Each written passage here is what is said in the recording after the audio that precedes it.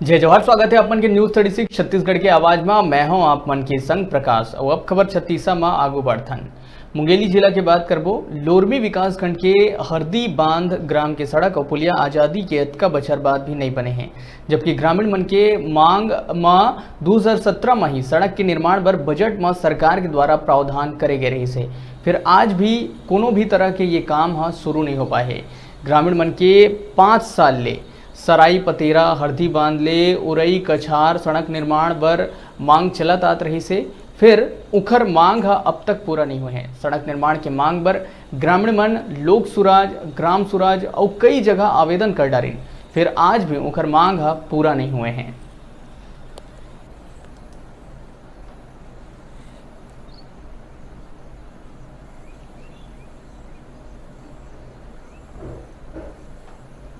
मिल ला आए जाए बर परेशानी हवय, नरवा बहुत हमन ला तकलीफ मिलथे।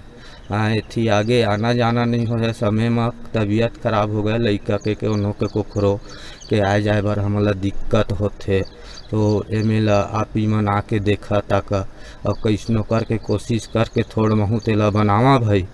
अब हमू मन ला तो बहुत तकलीफ हवय आए जाए में, सब चीज़ में पूरा पानी आ जाथे तब हो, ऐसे सब चीज़ में है। ग्राम सराई पतेरा से उरई कछार सड़क मार्ग लोक निर्माण विभाग में 2017 के बजट में स्वीकृत हुआ था, जिसमें 3.5 करोड़ का प्रावधान किया गया था।